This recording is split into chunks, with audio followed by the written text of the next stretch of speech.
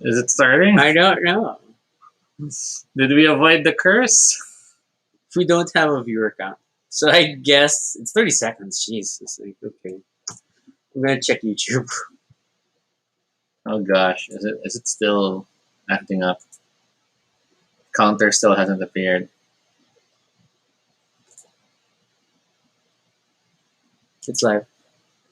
Okay, I guess it's running. Let's hope this will stay alive. We'll know at 10, 11. It's always like 10, 10, 10, 11. But it gets weird. So yeah, warming up, just resharing our links. If you're joining us, do send in your comment so we know you are there.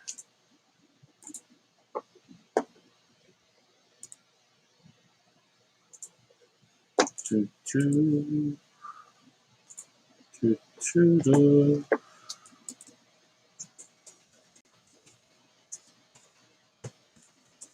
Choo.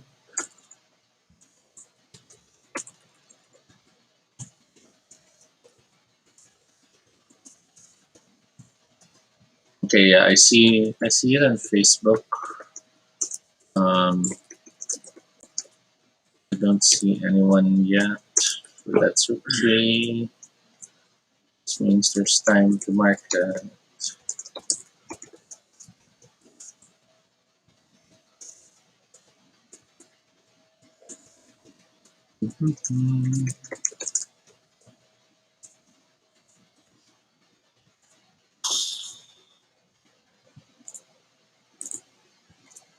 Okay, sent it out.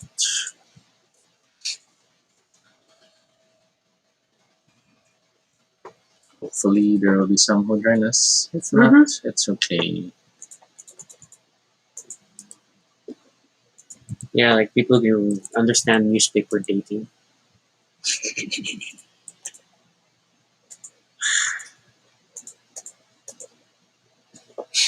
Are we gonna talk about that during the show? I don't know. We're gonna I promise only during warm up at the most. Mm-hmm. But there's like no one to talk to. Then it's just gonna be this weird rant that's like randomly recorded in this stream. So that's probably not nice.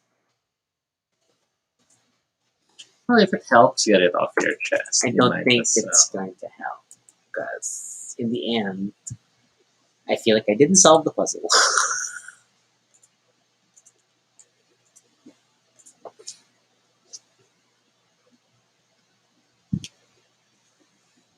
Okay, so I'm now more used to using these reading glasses even for that distance. That's kind of wrong. Yeah. Because when I'm using my other glasses, that's okay.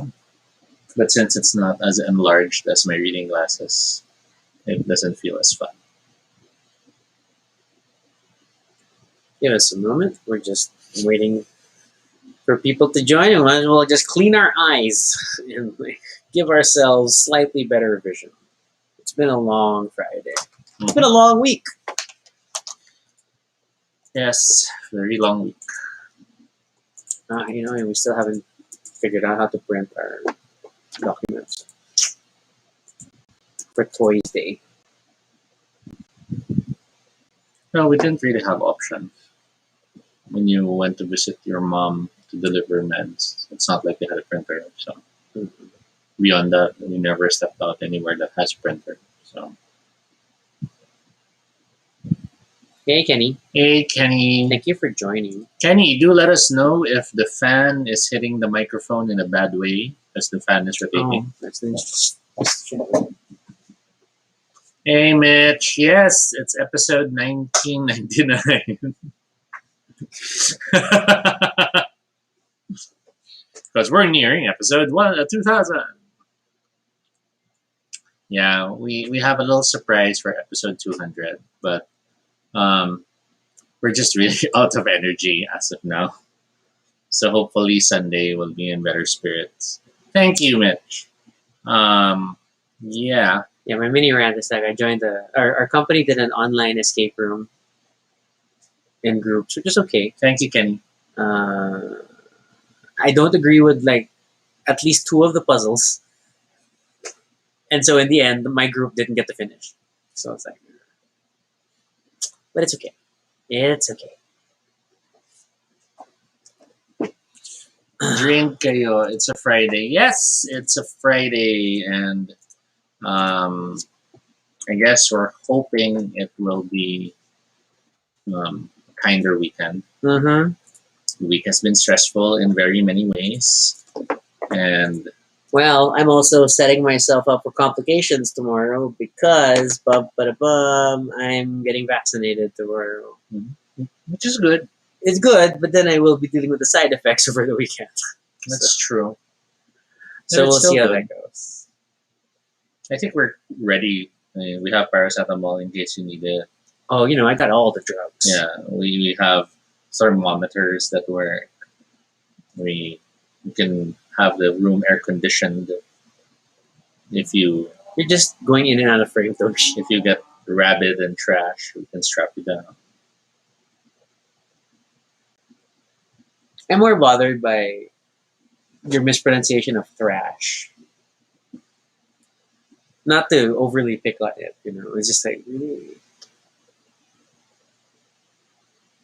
And yes, hydrate. oh, Kenny's also getting vaccinated tomorrow. Okay, cool. Kenny, the surprise is not the topic. That is not the surprise of episode 200. Okay. Mitch said enhydrate. I don't know why I first read that enhydra. Hail Hydra. Yeah, I think almost everyone is telling me that it's your arm will feel weird after. So that the vaccine's like quote unquote heavy or very viscous or thick. So delightful. Mm-hmm. So we'll see how that goes. And it's weird, but the vaccination location I selected was High Street. It's like, okay. You're going for High Street, not SM. There was no Aura slots available for Saturday. So I went for High Street. And it's B7-ish, near it seems to be past the Nike building. So I'll just have to walk and then figure out where it is exactly. And then I think that also gives you the chance to, hopefully be in the vicinity of some friends. Might see them. Hi, hellos. What is the elbow shake? The toe tap. Yeah. All the weird readings. Bring your own pen and pamaypay. Pen, I definitely bring. Pamaypay, we have the... I also have a pamaypay in my bag. It's Toby kasi. Okay. Yeah, we got that. Do you get a choice of arm? I don't know, but I think so because I don't necessarily see everybody getting vaccinated on the same arm. I'm guessing they will put it on the non-dominant arm because it shouldn't move as much. But I guess it's not like the previous smallpox, chickenpox vaccine where it would leave a welt. Wow. Okay, that's like you're just dating yourself. Okay, but it's only vaccines of a particular time period that left a very significant scar. But I was like thinking, at least we're not in that era. We're in. But you have one. No, I don't. No. Man. See, man. None, right? Do I? I never noticed? No, I don't. We should check your butt. I reached the sugar cube vaccine. That's just for polio. Yeah. But, that was my era. Well, actually, I have no idea if they still do it or not. So, okay. Yes, our shirts are pretty much what we will be talking about. Well, not the shirts, but shall we start? I guess we'll start. I guess we might as well start, and I'm in a world clock. Yeah, I know. Like, that's not the timer. Okay, let us officially start. This is Toby. And this is Rocky. And if it's your first time here, welcome to Baduy Pride, a little space on the internet where we talk about anything we want. It is completely unscripted and not entirely accurate, but at least it's honest. Join us as we talk about everything and anything random live. And if it's not your first time here, thank you so much for joining us again. Tonight's episode, this is 199, episode 199. But not 1999. We are talking about the worlds of studio. Well, Ghibli, depending on who you ask. We are no experts, but we call it Ghibli. And it's going to be funny because there's always like nuances to this, right? Because there are Hayao Miyazaki projects that Mhm. predate the actual creation of Studio Ghibli, Yes. but then people generally include them as Studio Ghibli. Mm. But then we can't say it's just the worlds of Hayao Miyazaki because there are other directors in Yeah. Studio Ghibli other than Hayao Miyazaki. Such as his son. Anyway. Not shady at all. No. We don't mean to shade at all. We just do. But we cannot help but recognize there is a distinct difference. Because one is the father and one is the son. So different. Wow. See, now we're down. Now it's just Mitch and Kenny, really, who's watching us right now. Someone was like, nope, not Nope, listening to this. nope. Gonna stay out of that. So Okay. yeah, so that explains the shirts. That explains the cat bus. That explains the 3 Totoros in the background. There's actually more stuff we could pull out, but then it's so hard to pull everything out. It's just like so we have a bunch of the art books which I love, but I haven't even like fully explored all of them. Yes. But then to take them all out of the shelf, I always worry will set it slightly off balance for weight Mm-hmm. because they're all on one side. And there are the books we have, both hardbound books and not hardbound books, which are everything from the art books to some short stories. Yeah, and then there's The puzzle. There's there's the puzzles. the There's postcards. the playing cards. And then we have the small tiny figures. Yeah, those are on the Which side. I think I was tempted to put here in the foreground, but then we would probably go out of focus. Yes. So we obviously love Studio Ghibli stuff. Mhm. So I guess we'll go by like the chronology of movies as they were released in Japan. I guess, right? I mean, Mhm. I guess that's the simplest way of going through it, and we will probably focus mostly on the feature films. There's a bunch of short work and whatnot that we can check out on Wikipedia, but then I don't think we've necessarily seen most of it. Mhm. Okay. So, Toby, where do we start? So I think it's best to start with the earliest one, which again predates the studio itself. But for many, like myself, it was our first introduction to the Hayao works. Miyazaki. Yeah. And that would be Nausicaa of the Valley of the Wind, which is also known as Warriors of the Wind in the Philippines when it was Mm. first released here with Princess Sandra. Um, and it is basically that movie which has the girl and the glider with the giant insects. For those who are not sure which one we're talking about. The Yes. and then and I think this still really stands out as like very distinct Mhm. Hayao Miyazaki, very distinct Studio Ghibli. And it has all the check boxes of like many Studio Ghibli movies. It's like if you were to do a drinking game, then it's things like number one, is there an environmental theme to Mhm. the movie? And yes, there is because it's all about understanding the Omu and their role in the world. Mhm. Does Strong it female protagonist. strong female protagonist? Does it feature exotic but intricately detailed aircraft? Oh yes, that glider is a thing of beauty. Super super amazing. Is there at least some point in time where either food is super delicious or things look very organic? And yes. That's definitely there. Yeah. So this like has a lot of like the early themes already. Black Swan is asking, was the Adventures of Little Nemo a Ghibli film? I I'm don't- not sure. I don't believe We'll have so. we'll have to see if there's a translation we're not picking Yeah, up. we'll go through the list. But Nausicaa of the Valley of the Wind actually is a film adaptation because what started was the manga. The manga was written a few years earlier, and it is so much more comprehensive. It features so many more characters as manga tends to be. But it was also a manga by Hayao Miyazaki, Yes, right? So and- it's really his style. And in many ways, that's why I really fell in love with this so much because I saw the Warriors of the Wind translation first, which in itself feels like a different animal. It is a slightly different They movie. changed so many things. It's only They 95 renamed so many minutes. Yeah. things. But then in the manga, they actually explored so much more her connection to the different to the world, to the natural world. Hmm. They had the emperor as this almost gibbering fool at some point that accompanies her, and Okay. almost like an idiot savant starts to connect with insects in a certain way, and it's so much more comprehensive.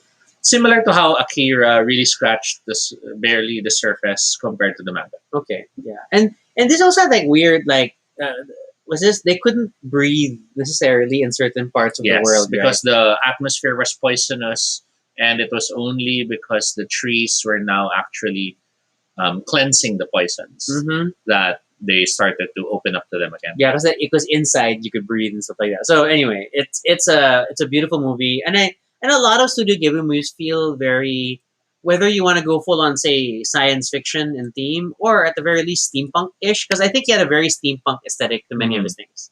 Anyway, next movie is Laputa Castle in the Sky. The Philippines also received this one as Castle in the Sky, probably because the first part of the title sounds like a cuss word. But yes, it had a young boy who finds a girl floating down from the sky with this special necklace. And from there, it turns into this adventure to Oh, find. Oh, you're going to get the robot. No, Okay. no, I can't. Well, I could too, I think, but like very simply. I haven't. I forgot if I did this one, but I have that. Yeah, see, so this is the gemstone.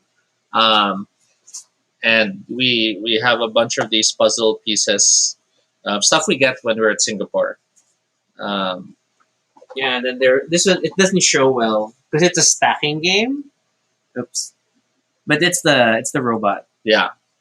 It's the giant robot. So again, this has all the hallmarks. Although the female protagonist here was not as strong as the male protagonist. I mean, she had a Um, bit of a damsel in distress thing in the yeah, beginning. but she still was, someone who pretty much went on this adventure. Mm-hmm. Great robots, interesting cast of characters. That crazy mama and her men Yeah, who yeah. eventually adopt the protagonists. Which is always like there's always the almost comedic pirate like characters that recur across the different shows. And then it doesn't help that and you start to really feel it in this movie and as you compare it to other movies, is that there's recurring faces. Yes. It's like there are these distinct like, this is the witchy, Mhm. not totally evil, but not always good character. And in many ways, that's culturally that could be a nod to the fact that they do have it's not really tropes but roles in the stories they tell. Archetypes. Yeah, archetypes. That's the perfect one. But at the same time, animation studios are notorious for reusing things. Yeah, I because- mean these are all like hand drawn things, right? and it also saves you on having to restudy how Oh, I the face haven't will done be this shaped one. and done. Kenny does share Ghibli tears, which Oh, is that's true. another motif. They also always have that moment where the characters cry and And it's super glistening pouring out. tears. It's like, oh my god, the Omo, they make me sad.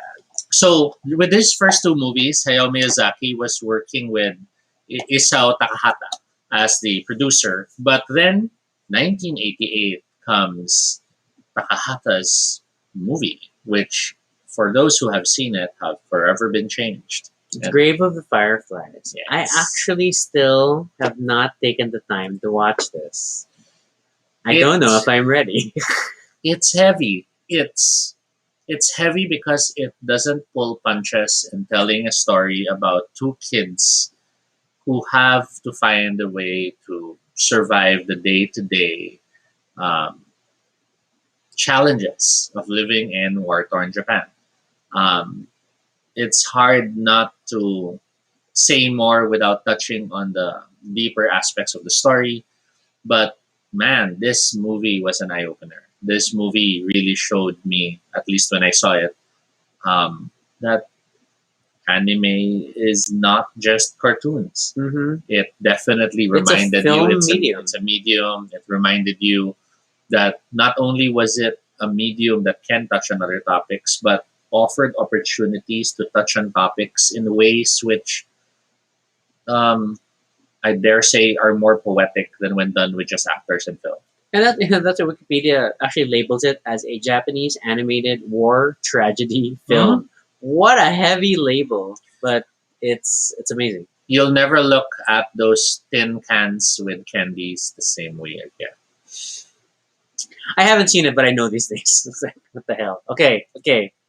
So next, and then it's like we go completely 180 because we go back to Hayao Miyazaki, Hmm. and it is bum ba bum. My neighbor Totoro. Oh, this one touches on two, so I'll just get this one. Yay! Not licensed products. The licensed ones are elsewhere. So, My Neighbor Totoro is an intriguing film because one, it's a film that has no antagonist. Yes, there's like no super main conflict. Hmm. There's a problem, so Mhm. to speak. The mom is sick, Yeah, but it's not something that they are actively like raging against And- or trying to fight. and as you mentioned, there is no main conflict. In as much as you might think the conflict is the mom is sick and the kids want to visit, it's not even the central point of the story. Mm-hmm. It's just one of the scenes. Um, the way the movie delicately tries to show a glimpse of how this family is coping, well, actually, not even coping, but living, how they're living their day to day lives, Mm-hmm. cleaning the house, preparing their meals, and how a magical moment intersects into their lives. It's it's just brilliantly done. There's an innocence present that Alice in Wonderland will never accomplish. And while you can see the nods and influences of Alice in Wonderland through the looking glass Mm-hmm. onto the story, this still finds a way to make it distinctly its own. Distinctly Japanese. Yeah. Yeah.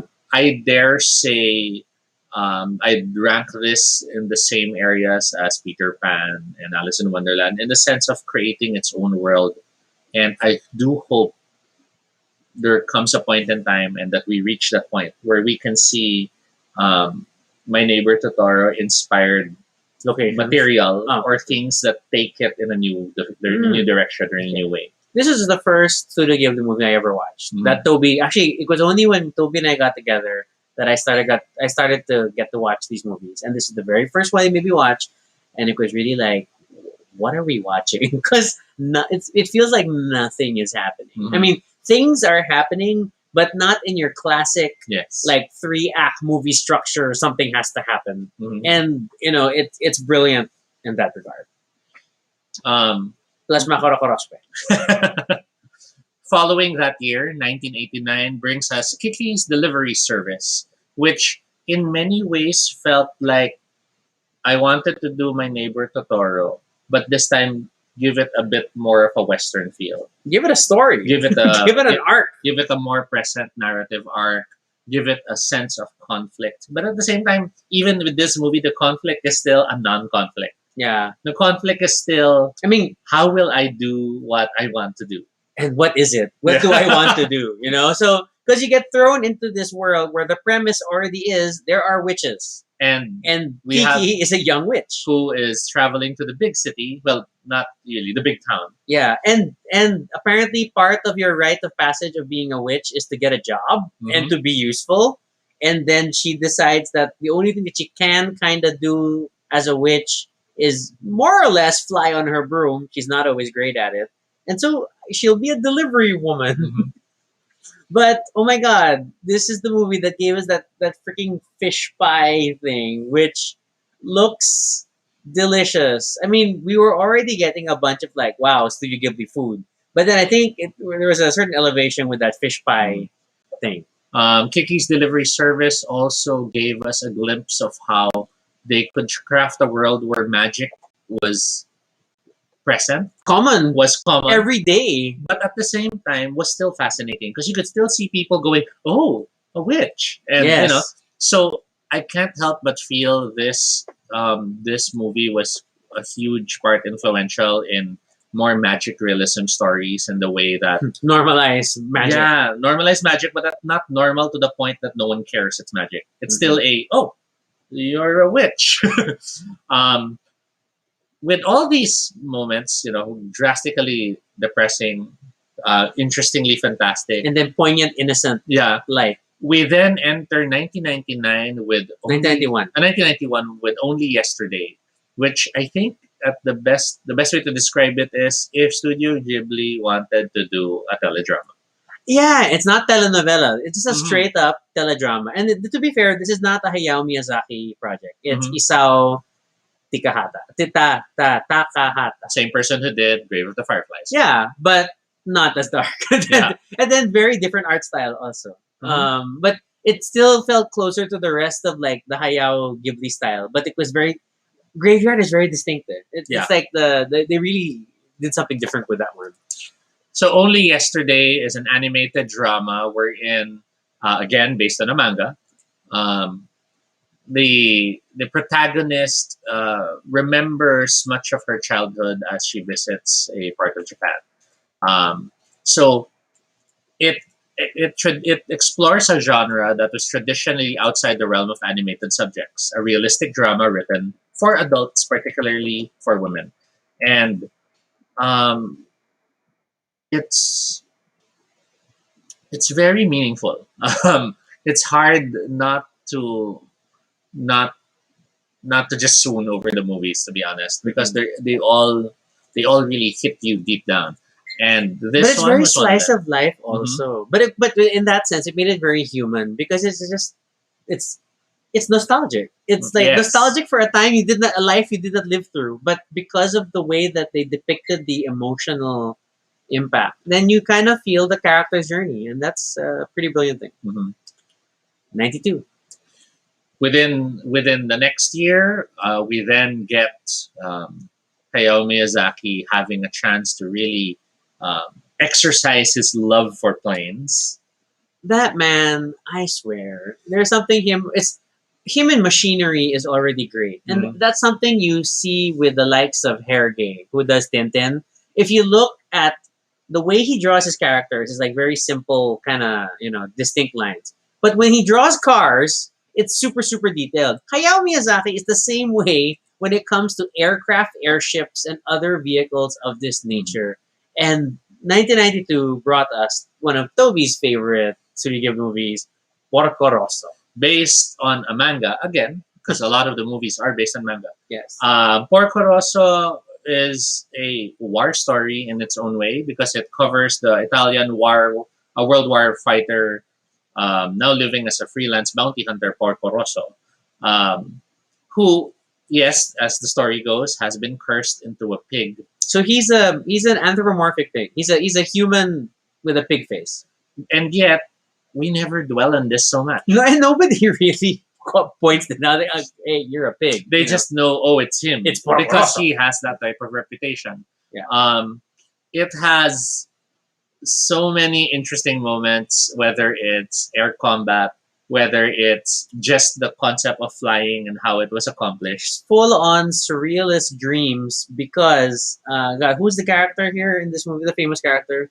I forget who they threw into this movie. In So- Porco Rosso? The real world. Oh, you person. might be mistaking it for the other one. No. There was also. But there's also that. But I know there was also someone here. Or anyway, yeah. Maybe I'm mixing them up. Yeah, there may have been enough. There may have been. Yeah, that may have been the other movie. Okay. Because that's where he has that dream where he visits and talks about flying and creating Mhm. this and that. Porco Rosso was more the romance between Marco and the female protagonist. I forgot her name right now. Yeah. Who that's it. tries to save the group when a challenge leads to a major fight. And of course, the government that's after the bounty hunters tries to use that to their advantage. You might see familiar faces if you've seen Laputa. Because there are recurring faces But again, doing similar things. it's such an awesome movie. But you know what it feels like? It's like Tim Burton movies. And Mm, how yes. you have the same actors continually hired by Tim Burton, but they're doing like different characters and different roles. But it's like, oh, it's the Tim Burton family, It's like Christopher Nolan and his repeated actors and Mm. actresses. So it's a thing for Studio Ghibli. It's just literally repeated faces. Moving forward, 1993 has Ocean Waves. Ocean Waves is one of those films he had, wherein it touches again on school life and everyday It's nostalgia. another slice of life thing. The film is set in the city of Kochi, on the Japanese island, which shows the love triangle that develops between two friends and the new girl. Mm-mm. Um, I forget. It was this the movie that some were joking as the first possibly. Um, um, no, I don't remember. But there was a movie where there were two guys who were really close friends, but some were like shipping them together because they almost seemed like a love item. I don't think that was this one. Okay. I could be mistaken. Oh no, yeah, that was Whisper of the Heart. Okay, so yeah, Ocean Waves, one of the other films. And it was new directors. It is Tomomi Mochizuki and Kaori Nakamura. Okay. Mhm. Sorry, I'm totally massacring those names. Moving to the next year, 1994, was one of the movies that really got Rocky going. What the hell? It's Pompoko. Pompoko. Which Hey, is Jed! funny because it is again directed by the guy who did Graveyard of the Fireflies. But it is about the Tanuki. And if you know of the myths of the Tanuki, they how do you want to describe Tanuki? So in many mistakenly call them raccoons in the English version, but in truth, They're Tanuki raccoon are more dogs. raccoon dogs. They're mythical. The Japanese myth around them is that they're able to use their testicles, Their ball their sacks, scrotums, not their balls itself, just the skin. as part of their abilities in shape changing and tricks in tricking humans. So this movie goes really far out in showing the tricksters as a very interesting society that lives alongside humans. Um, the messages of the importance of nature are there, but entwined between that is as well the lure of civilization and how the ease of being, well, in a more modern setting can be tempting. Um, it has its sad moments, despite how funny and fantastic it is. And And I, it's that it's an environmental film in the sense that the expansion of civilization is eating into their territory, and then now they're starting to end up living near the city. But then you remember, but wait, we're those people. Yes. We're the ones whose communities have moved into nature. Then it's like, can you really feel guilty about it? Mhm. Because you're just you can't be blamed for just living your life also. And then the film is brilliant in how it explores certain themes. Like, I loved how shape changing was so natural a form of expression for them. So as they're scolding someone, they're starting to look more terrifying, and the ones who are being scolded become less detailed, the caricatures of Yes. themselves. There And then, was a lot of play of art styles Yeah. in this movie. so Jed just shared first cartoon ever watched was Nausicaa. Was it Nausicaa or was it Warriors of the Wind? But then again, you and your age, it was probably Nausicaa. And then Kenny says the Pompoko is a bizarre movie to watch as an adult. Pompoko is a bizarre movie to watch, period. I Yes. feel because then you see they pull up And- things. And the latter part of the movie then suddenly shifts in tone so much Yeah. because it's suddenly shame on you for being civilized human. Oh my god, it's amazing. And it was also weird that it had narration like a documentary. Yes. Then it's like we're just observing the lives of the Pompoko, and like okay. 1995 brings us Whisper of the Hearts, which was a coming of age story by Hayao Miyazaki, and not alone, with someone else. Yoshifumi Kondo. This was weird. I mean, like, and it didn't help that I watched The Cat Returns first before I watched Whisper of the Heart. They're connected to each other. Yes. But you don't necessarily have to watch one to understand the other. That they're just interconnected. But very fantastical again. Okay. So I'm double checking. Was it based on a manga? Yes, it is. It's But based it's not on a one manga. of his manga. Because most of the mangas were like a Miyazaki manga. Then this is someone else. So the premise is that you have this 14-year-old student, and then, whatever, basic life. But then she finds a boy reading her book, and then while teasing her in rendering of Concrete Road, said original lyrics, blah blah blah. And, and then we get to this curio shop with a Mhm. cat figurine, and then the cat figurine is alive, and they go on an adventure. But what about the boy? It's just like, yeah. That's how I in my head. That's how always I feel about Whisper in the Heart. It's always like, oh, okay, boy, boy and girl teasing, whatnot. Mhm. So it's going to be a romance with a title like Whisper of the Heart. But then we get what's it, the Baron, right? Yeah, but the Baron really comes to life in Cat Returns. Here, not so much. Yeah, but he plays this. He has this weird like mentor role, but Yeah. he's not a hero because in Cat Returns he's That's a when he hero. goes full hero with Moon, with Muta.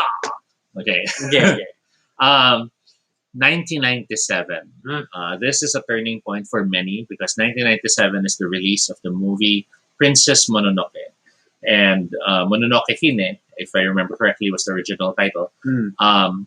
Many found their foray into Ghibli films through this one because this one had such an amazing English dub, which required, if I remember correctly, rewriting by Neil Gaiman Oh, in okay. order to make the mouths match. Oh. Because if I remember correctly, they had the English version of the script by Neil Gaiman, and they really wanted to capture the animations to some extent. So there was a lot of back and forth with that. There was also a lot of pushback because there were attempts to rewrite the story for the English version, Mm. and there was a lot of no, we can't make the man suddenly the focus of the movie because it is about Princess Mononoke and so on and so forth. So Princess Mononoke is one of those movies wherein on first watch you will think Lady Eboshi is the villain and Princess Mononoke is the protagonist. But it's only in later watches that you start to see how the lines are not necessarily as clean cut and how in many ways everyone is a villain. Yes. Um, the presence of animism is huge here. It's a big fantasy Yeah, piece. with the forest gods. The presence Giant wolves. Mhm. where cutting the head causes the forest spirits to become angry with everyone, and it's in those moments where you hear glimpses of how the villain was actually in many ways the main reason so many people have survived the poverty and hardship they were going through, and many of them even found more meaning thanks to her than the protagonists. So it's that sort of a movie. So it's definitely a standout one. It's like and Toby, I think you made me watch this second. Mhm. Like you maybe watch this and then we watch Nausicaa after. But Mhm. you maybe watch this one first. Like, oh my god, how did we get here from Totoro? It's like this one's so visceral and so gritty. But yeah, quite awesome. Okay, all right. 1999 Tonal shift again. brings us My Neighbor the Yamadas. And My Neighbor the Yamadas is such a one departure from the traditional look of most of the films because it almost pretty much looks like a newspaper print cartoon come to life. Mhm. But two, then becomes such a it's almost serial comedy moments. Yeah, it's like sketches. And parang, are we still watching a movie? Why is this formatted in this way? But that's how they did it. It was a series of vignettes of the daily lives of the Yamada family. And all The antics. Yeah, It's- the And it's antics. just very family slice of life, which super work. And I only got to watch it recently because it's on Netflix. And then it's like, oh, this is quite awesome. It was such a believable family picture. Everything from losing a child in a department store to the antics that happen at the dinner table. So well done. You might find yourself feeling so guiltily amused at how it echoes many things that you go through in your own families. Noctis shares that he loves Studio Ghibli films and first came across the studio about a couple of years ago when he rented Spirited Away and then remains one of her favorite films. Yeah, Spirited Away stands out. And We'll get that's there. and that's awesome because 2001 is Spirited Away. Bum, bum, bum. So I always struggle with the actual title, Sento Chihiro no Kamikashushi, if I remember. But basically, it's Spirited Away. Talks about how a young girl with her family encounter a strange structure as they are moving to their new location. And while they check out the structure, they find themselves seeing all these delicious food. And suddenly, they realize they've been spirited away as spirits join the scene, transforming it into such a much more fantastic place. And Sen now has to deal with the problem. So there are huge traces of Western storytelling in this. We have the protagonist entering a new world Kind of Alice in Wonderland. and then discovering that they're trapped, having very to fairy Arcadia-ish. having to face off against a villainous, almost omnipotent seeing enemy. It is literally Baba Yaga. Yeah. But then again, these lines are, they're only in first glance Yes. because who the real villains are, what's really going on, what are threats and what aren't in this movie shift so dramatically. Um, I cannot help but still love this movie no matter how many times I've seen it. And even if I already know how it will end up, I still find myself getting nervous with all the scenes that happen. Some are triumphantly horrific. You will never look at oi, oi, oi the same way again. Toby loves that. Well, three rolling heads will always be fun. But Mitch shares that she visited the so-called town in Taiwan that it was based on. Oh, that's interesting. Okay, and I'm assuming it's like a place with the tea house Mhm. setting, and not just like the highway, the bathhouse. the bathhouse. Now, the movie is infamous for some because many keep insisting it has a darker story behind it. And it's kind of frightening how you can find parallels to how it's actually about death, and it's actually about child slavery, and it's actually about sex work and the like. But um, there has been clear denials that that's what this is about. And I personally feel perhaps there are possible parallels that can be found. But that may not have been the intent of the author, and in that respect, then it's just you're just finding layers of meaning in the story. Because there is also the possibility of making layers make sense in the interpretations you want. Yes, And that's why the blue curtains are just blue curtains and not trying to represent how Jose Rizal was actually talking about depression and stuff like that. So the best thing about Spirited Away, of course, for me, is that it gave us the non-speaking character of the duck gods. Well, the many duck gods. They're just so freaking cute, and they don't do anything. they just enjoy. They just look stupid.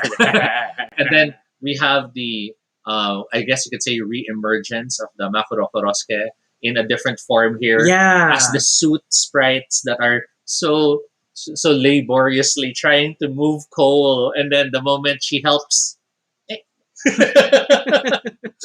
oh my gosh, this film challenges your preconceptions. There's so many characters that are terrifying but then are nice. There are so many characters that are wonderful but then turn out to be questionable.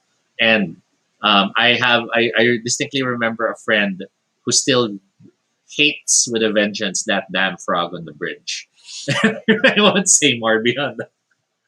this also on behind the scenes marks like when Studio Ghibli really deepened its relationship with Disney, Mm-hmm. because John Lasseter, who went on for Pixar and other things, helped convince Disney to secure the North American rights for this Mm. movie, and that's why for a lot of people, Spirited Away is one of the first Studio Ghibli movies they may have encountered because it had a wider release. And I could be wrong, but I also think this was the first film to really dabble into using computers. Yeah, supposedly there was also computer work in Mononoke for some of the background Mhm. blur elements, but you could really feel it. Yeah, because here that's when they really went for the garden movement when they were moving through the fields and Yes. stuff like that. Um, I think in Spirited Away, they tried to use it to help compose things, but they still hand drew stuff Mm-mm. afterwards. They parang used it as a But you framework. could feel it for like especially for the depth, the like when depicting the bathhouse and Mm. certain things. There's And like there's certain the biggest one for me was CG weight. the when the boy drags Sen as quickly as possible through all these areas, and we could see the depth of field effect. Yeah. Yeah.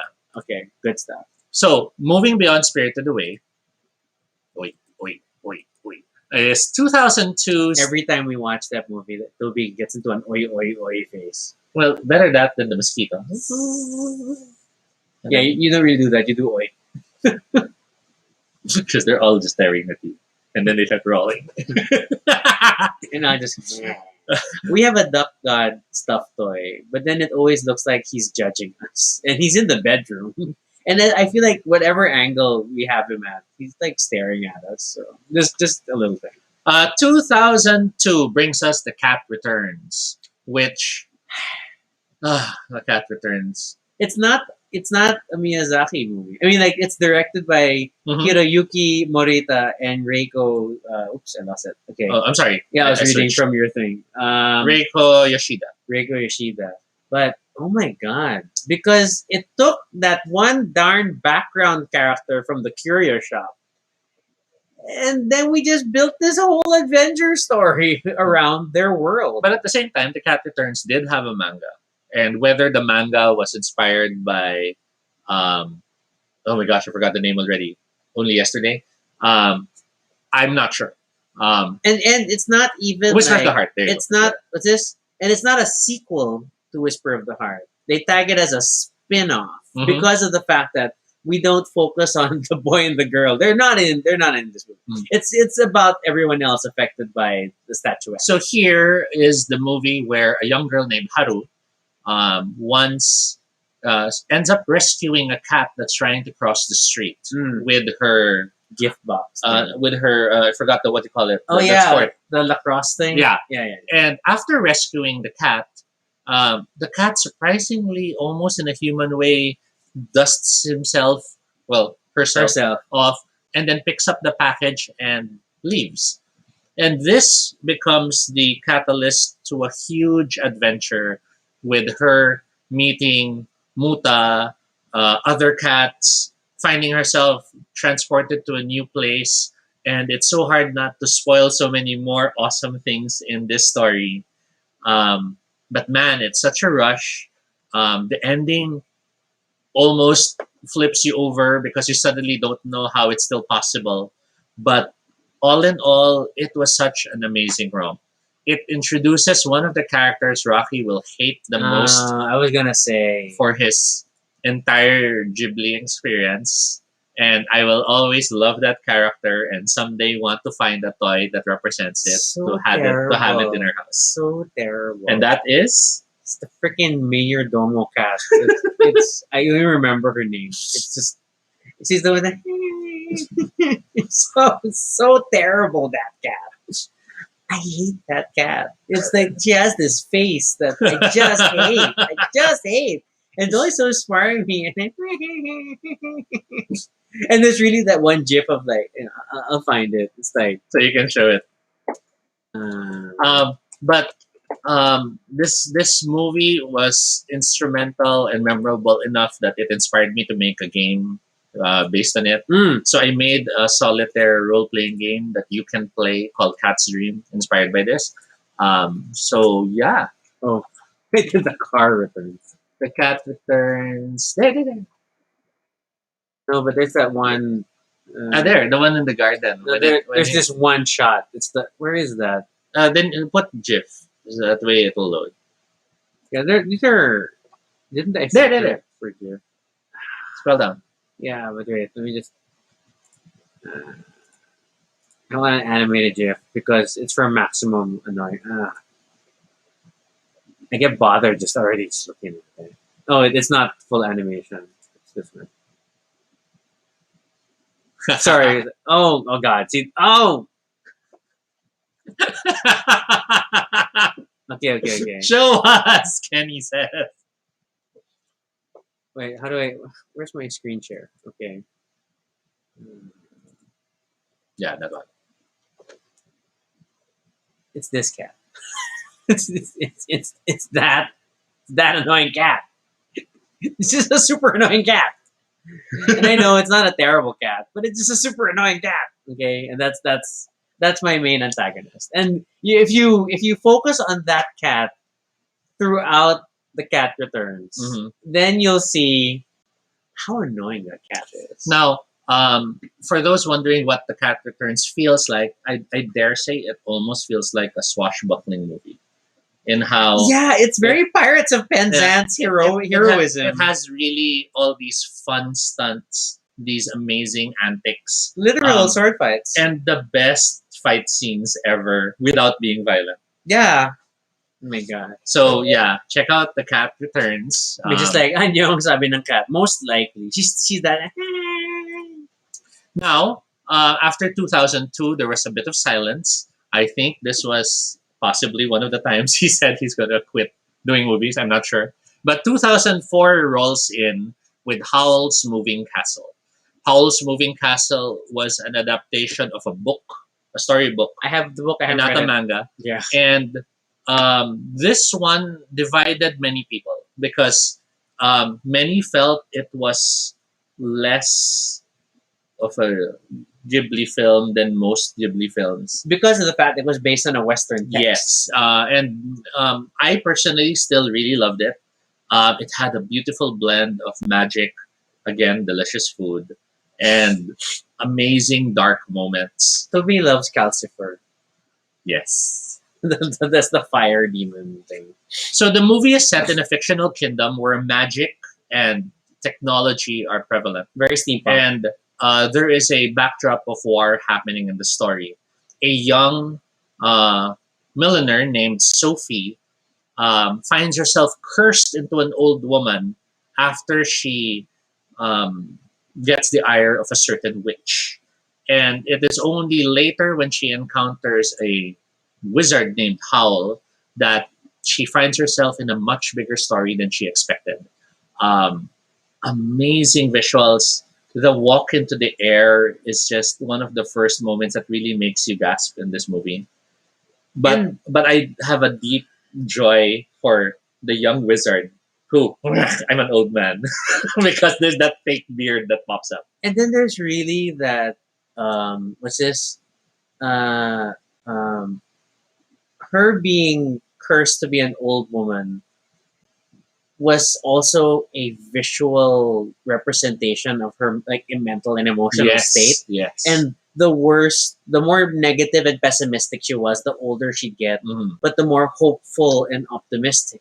Then literally she would become younger again, and she wasn't aware of it, of this transition. And there's just so many subtle things about this movie that it still stands out. I mean, I know a lot more people a lot more people prefer um, Spirit of the Way to this, but Mhm. this is still very very good. No, the film has a very strong anti-war message, and it was interesting how they explored this not just as a statement against war, but as a dichotomy between technology and magic.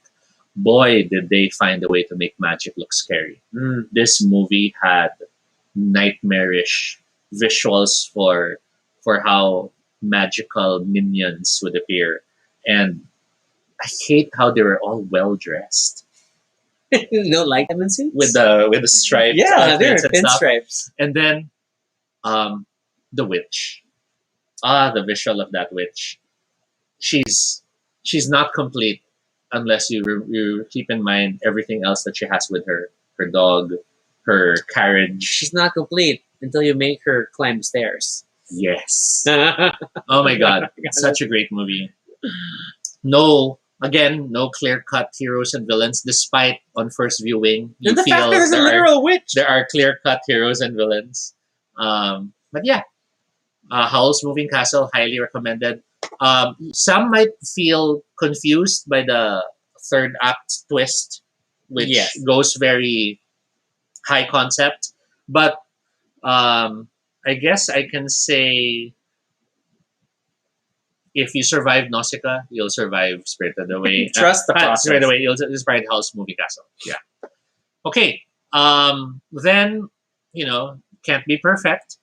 Uh, Wow, disclaimer. Tales from Earthsea. Tales from Earth. Based on the book world of Ursula K. Le Guin. Now, it's sad because it still looks brilliantly done. And it did try to still approach it well. But again, it has that because it's adapting a Western work, then it feels weird in this style, I Mhm. guess. And it's not. I think I can't remember. It's not bad on its own, but it's so different in tone from like what you get from most of the Studio Ghibli movies. But at the same time, it didn't really follow Tales of Earthsea. That's true It too. really approached in its own way to That's the why point. it's Tales of Earthsea. It's not like the Earthsea books. And the author, I know the author had very It's like, okay, what did you do very with my big book? reactions on the movie, mixed, positive sometimes, negative sometimes. I guess depending on the season or the point in time when asked.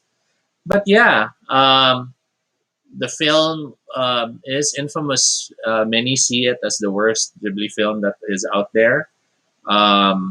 We tried watching it. We didn't enjoy it.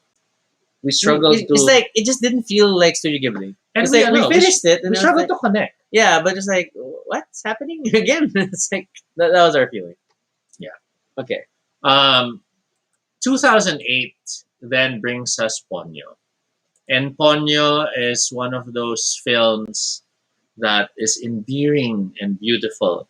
And it's like it felt like a return to like the tone we got with movies like My Neighbor Totoro. Yeah.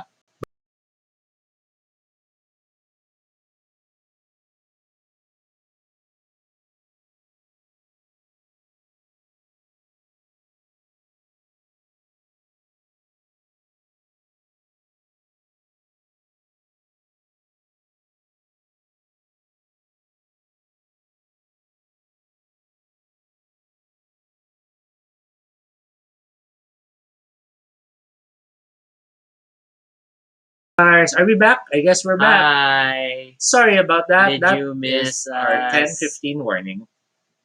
So yeah, so Ponyo, if you study it further, you'll realize it touches on the tsunami. It touches on how Japan lives with the fact that these things happen because tsunamis are, in many ways, they're like our typhoons.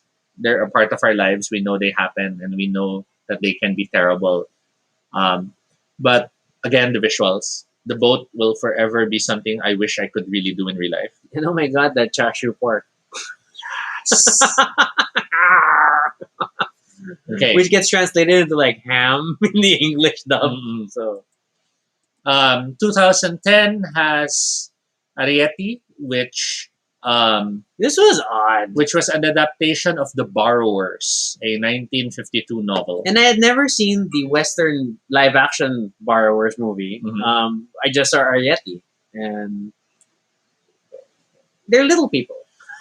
Yeah, so this one I felt also felt like a different tone, but Different director. I feel that a lot of what made it still feel like a Studio Ghibli movie for me was the fact that it looked beautiful. Yeah, that is true. The way it illustrated water, floating things, the way it illustrated. The way it zoomed in, Yes. it had us in this micro view of a world. Mhm. And so there were these little people, and everything is so much bigger, which means all the more they depicted all the detail on things. My gosh. Mhm. It's very well done though. That's it. But it doesn't super stand out. But it's very well done.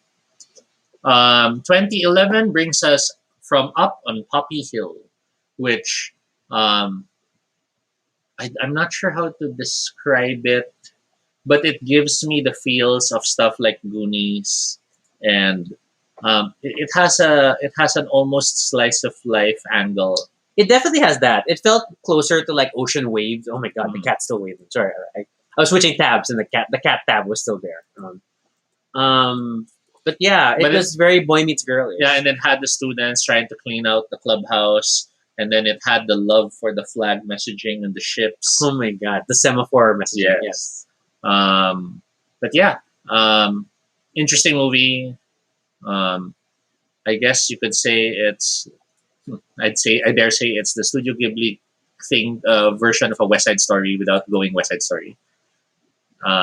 Then we have This was 20. directed by the son. Yeah, one of the few things I like by the Sun, to be honest. Mm. 2013 then brings us The Wind Rises. Now this is where this is where it happened. And this was like this was our super big. Okay, it's for real, guys. Miyazaki's gonna retire, Mhm. and he's gonna do one last big thing. This is his opus, and This it's is his- about planes again. So this was a fictionalized biography of the designer Jiro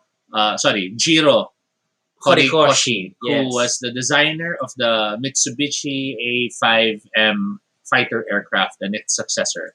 The Zero. Now It's this the Zero, guys. Now this admittedly was one of the films that divided many people because, of course, given its connections to the war, there are a lot of strong opinions regarding that. Yes. Why glamorize this or that side? Why should we see this as heroic when they were the enemy? And there's a lot of talk like that.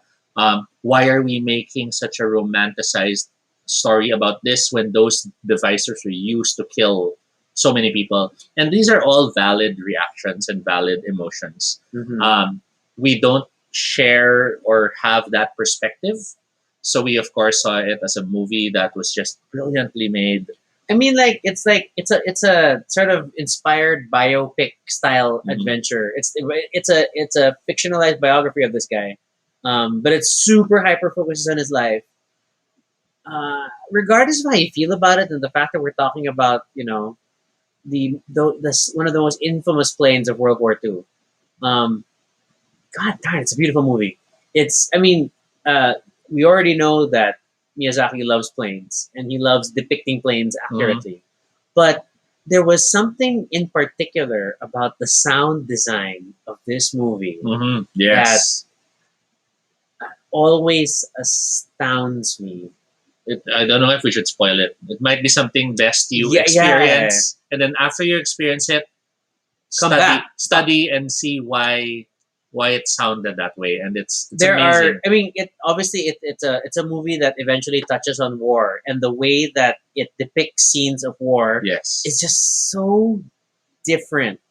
It doesn't glamorize it. I don't think it does, but it it was such a unique depiction that was driven by sound, Mm. and I can't get over it. When that happened, it's like, oh my god, this is amazing. So Mm. that always stands out for me. That one scene.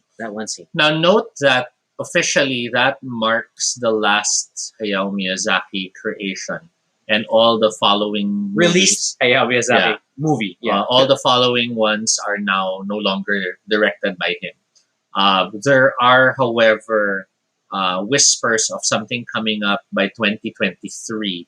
And Because we will suddenly he's just fascinated by CGI. It's like, okay, I can buy into this, but we'll just have to that's wait the and story. see. Yeah. In the meantime, however, 2013 also brings us the tale of Princess Kaguya, which, man, they made paintings as a way to show an animation. And it's like super hand drawn style. I mean, like it's messy. It's rough lines and incomplete lines to depict movement and flow.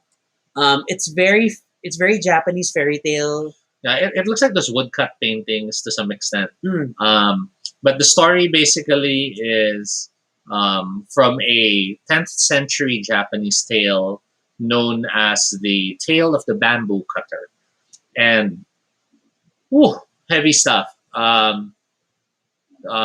There's a mid shift in the mood in the second act, which suddenly makes you wonder if the tone has totally shifted. But then it still is brilliantly done. I would not be surprised if this movie had, in some part, been an inspiration to stuff like Over the Moon. Sorry, was that name the title? That recent Asian movie with the girl wanting to fly to the moon, because there were similar feels in the sense of how they tried to approach the visuals in bringing it to a newer generation. Moving on, I'll let you handle that while I continue. 2014 brings us when Marnie was there. And when Marnie was there is another step towards the more dramatic, um, emotive storytelling. Um, this one is based on a novel by the same name by Joan Robinson, 1967. It follows a girl named Anna who is staying with her relatives when she comes upon an abandoned mansion and meets a mysterious girl named Marnie. And as they promise to keep their secrets from anyone, the story unfolds and you start to uncover the secrets of this relationship. Um, okay, predictability is questionable depending on how much you've seen. Hmm. I felt it was predictable. I'm I mean, not like sure. there are like sort of tropes in Mhm. it, which reflects the Western text as a Mhm. basis, and like, oh, okay. I mean, there. I know there was like early on, like, yep, Yeah, it's like, yep. but at the same time, to see it done in the way they did it, the way water was instrumental in the scenes, the way the windows were literal windows. Mm-hmm. Um, it was an interesting way to see the story, and I still enjoyed it. It's It's definitely not like the most memorable or like yes, the quote unquote one of the among the best of Studio Ghibli, but it's still very striking, and and I think it just shows that the studio was continuing to innovate even after like it was really. I feel like these movies were all demonstrations of what can Studio Ghibli bring to the table, even if Hayao Miyazaki is retiring. mhm. And it was also the final film of one of the animators, Makiko Futaki, who Mm. was present and contributed much of her work to My Neighbor Totoro, Princess Mononoke, and Spirited Away. Um, then we come to 2020. I haven't seen this one. We have not seen this one. This is by the Sun, and if I remember correctly, this is the CG movie. Yes, it is. It is Earwig and the Witch. Based on the novel by this with the same name. Same person who did the House, Um, the book anyway. yeah. So it has a witch who leaves her child Earwig at the home for children, and the matron of the home thinks that the name is unfit for a child and changes it to Erica Wig. Beyond that, we don't really know. We haven't seen it. Um, I'm afraid to watch it because it's CGI. because it's CG and it's the sun. And I don't know, because the closest thing to Judgy McJudge face. the closest thing to a CG created Ghibli thing we've seen that I did enjoy was Nino Kuni Nino Kuni, was still like which was more just animated still by them, animations in a video but game. not really done by them. Yeah. And that one I still liked because it's kind of captured the whimsy that they usually have. Mhm. So this one I'm not sure. There were other films which I'm surprised were not here, but I guess those are the shorts. Yeah, like I said, we went to the list of feature films. Yeah. So there's a lot of short films. But supposedly to be announced is How Do You Live, an eventual Hayao Miyazaki film upcoming based on a 1937 novel. And as you mentioned, this is possibly because he is now fascinated with CG. There are many short films, a number of them being short films that are created for either television or can only be seen if you visit the Ghibli Museum. If you are creative, you will find them online, Mm-hmm. but we will not condone nor point you in that direction. But yeah, um, I hope to someday see them. I hope That's they. our dream. Like that's like when we talk about places Toby and I want to visit, we definitely want to visit Japan together, and then we want to make a trip to the Mhm. Ghibli Museum. And I know it's like a little off the beaten path, so we're gonna. It's daunting to map it out because like we have to figure out how to get to Japan and then figure out how to get to this museum, Mhm. which is not in the city. It is in a bit remote location. Now, And then how to navigate it without speaking Japanese. what I did not know was that beyond Nino Kuni. Yeah, there are other video games. I was So looking at that too. there was Jade Cocoon, which I totally ignored. I didn't know that one. But there is Magic Pen Girl, which I super loved, and I never realized that they had a hand in it. Magic Pen Girl, The Quest for Color, was a Pokemon type of game Okay. where you draw your monster, and the game turns it into a 3D creature. Very It Monster was Hunter. amazing. Monster Rancher. And oh my god, drawing with a PlayStation controller is just so hard. But then pressing the button and then seeing it turn into this 3D shape, and based on how you draw it, it will generate its powers. Amazing game. Um, there's supposed to be a stage production of Princess Mononoke. Oh, I've heard about that. We only hope to someday see it. And then there's a bunch of other stuff. But one thing which I remember I really found myself amused to know was that there was a music video that they did once, and I think it's still available in YouTube. Lots of other distributed works, collaborative efforts, many of them we've never seen. And then they contributed to many anime that you have seen. Everything from Street Fighter the movie to Fire Emblem, um, Full Metal Alchemist, Samurai 7, and the like. But of course, these are most likely outsourced work and the like. Yeah, so yeah, we, yeah, we yeah. can't really know the extent of the work. But yes, they also worked on Evangelion at some point. So, given that we've covered pretty much all the movies that we can, The feature films. Yeah. Yes. are there any? Mitch had a comment. What show do you recommend for a newcomer? Um, if you want the full Ghibli experience, my suggestion would be My Neighbor Totoro, because it just really there's so few things that are like it out there. But if you want something closer to what you're accustomed to, but still is Ghibli, then start with either Princess Mononoke or Spirited Away. I feel like Spirited Away is like the easier to Mhm. get into, and I think, but it's so powerful that it gets people hooked. Mm-mm. I mean, similarly, like then I think for the modern viewer, Mhm. who doesn't really watch the sort of things, then I would go with Spirited Away. But if they're the type who already watch anime, then you can probably go Totoro. I separated the two because my viewpoint was more if you love anime because of action, Yeah, then it has to be Princess Mononoke. Mm, Because Spirited Away would be, why am I watching this? she's a maid. But if you love naman fantasy stories and the like, and it's still a safer, familiar place, then Spirited Away. Because my neighbor Totoro will be, so what's happening? Corn. But then once you get the vibe of nostalgia, of constant Just appreciating moments, little Mm. moments.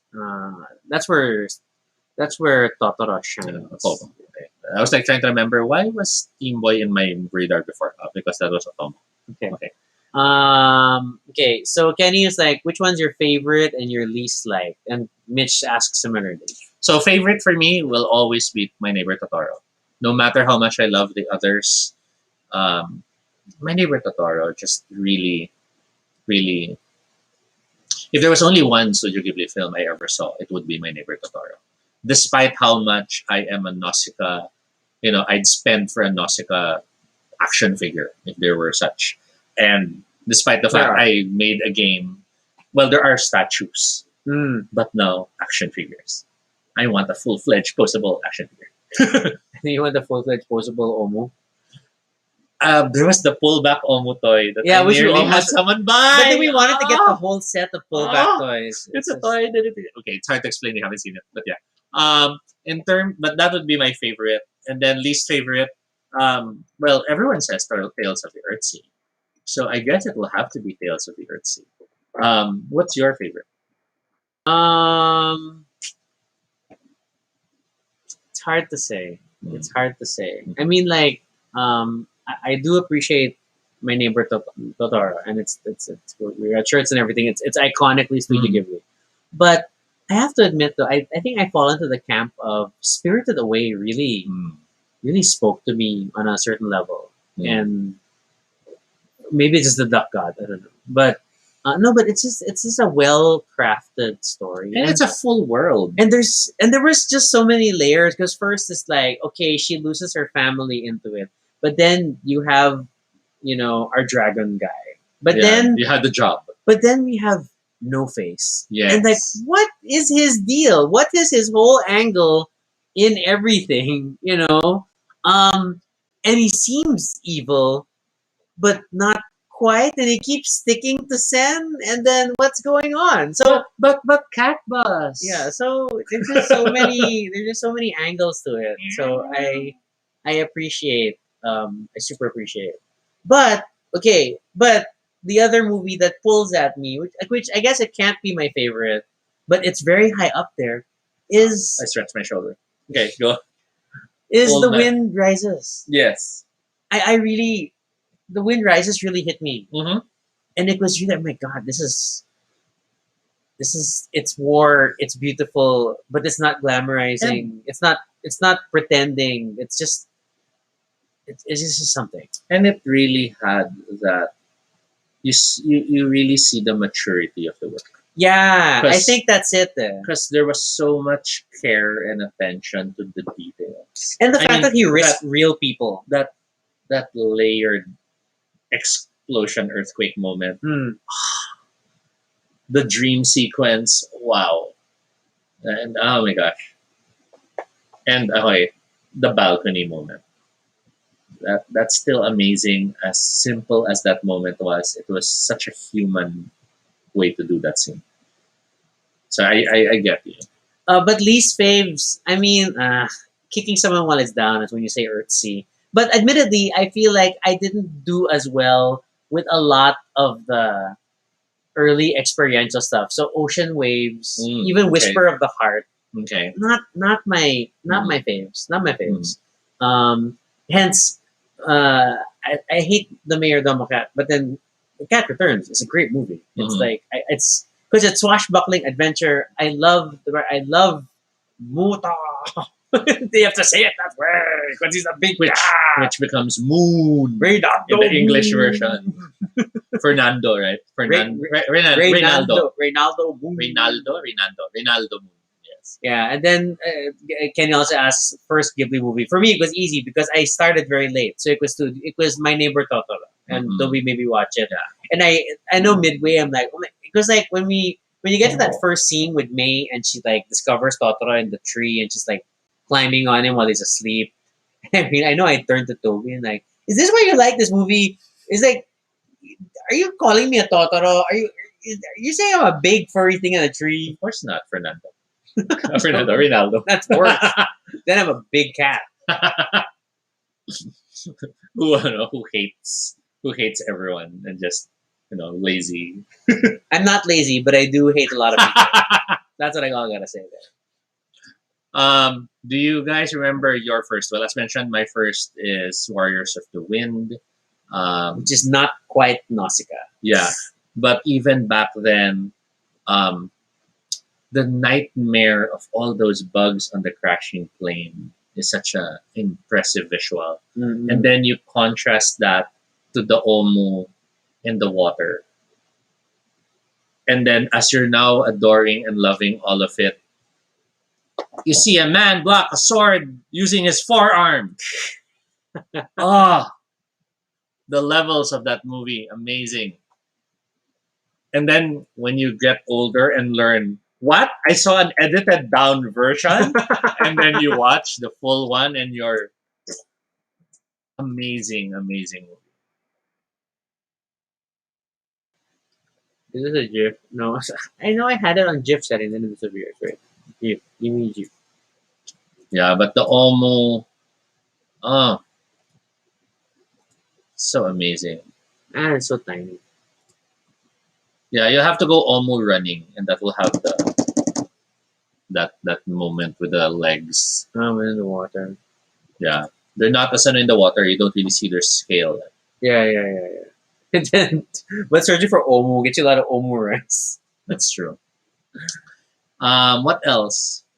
Um, So what can you do as a Studio Ghibli fan? It's like, okay, there's a lot of like weird merchandise like Mhm. this. So this is like 3D puzzles, which I like getting. There are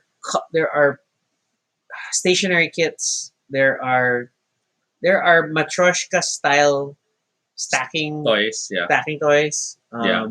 There are playing cards. There are There's a lot. stationaries And a preponderance of keychains. and stuffed toys. Then, if you go beyond the official merchandise, you have everything from music boxes to small, I dare say, almost board games, little games.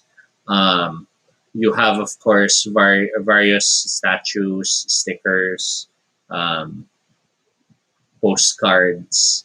I love it when people try to interpret it in their own way. So we've seen people make cross stitch Mhm. toys inspired by them, and so on and so forth. You're gonna get the minis, aren't you? I'm not gonna get the one book that's easy to get. Oh, well, not that easy to get. Yeah, the books are not easy to get. I was weighing getting a book, but yeah, yeah. So there are these hardbound collections. There are always the art of. Well, mostly the art of. Some of them don't have the art of. Some have the watercolor Yeah, impressions, which is Um, like Nausicaa, I think. but they're beautiful. They're heavy. They're filled, chock full with information and sketches and Yeah, details. and then like for record, and I'll just read out like so we have the art of Nausicaa, Castle in the Sky, Totoro, Kiki's Delivery Service, Porco Rosso, Mononoke, Spirited Away, Howl's Ponyo. Mhm. We have Princess Mononoke watercolor impressions. We have the Totoro book adaptation. And then there's like, I know there's the weird, like, where is it? There's like the Ponyo like storybook. And then we just have all these like weird, a lot of stationary things. But yeah, then there's like this novelization. There's a lot of stuff. There's a lot of stuff. Mhm. We'll probably have these wee bear backpacks. Yeah, we got that in the convention. Yeah. Yes, yes, I think. Okay. So, So just options. so yeah, so um, definitely a world you would love to dive in. If you want to try experiencing it in a different way, like a game, then the closest recommendations we can have. You can play photosynthesis if you want to relive your My Neighbor Totoro moments of trying to make the trees grow. What was the other one we were playing that we felt was very Ghibli? Rocky? Yeah. Didn't hear my question. No, I think I can remember what other game we felt was Ghibli. Because there was the photosynthesis that we placed the Totoro figures on. I think it was Takenoko was the other one. No, I guess because it's growing. Yeah, and then we were putting the statues as well there. Just make it grow. Yeah. Beyond board games, if you're looking to play role-playing games that capture the feeling of Studio Ghibli, Ryutama is one of the biggest ones we would recommend that has that nostalgia feel. There is the oh my gosh, the Golden Sky Stories, which is another one. Let me just ask in Tang Garden. Not quite. Tang Garden still it's a bit too structured for me Yeah. for it to feel full like Ghibli is. There's also Chulbo's Marvelous Wish Granting Engine, which has very Ghibli-esque storylines.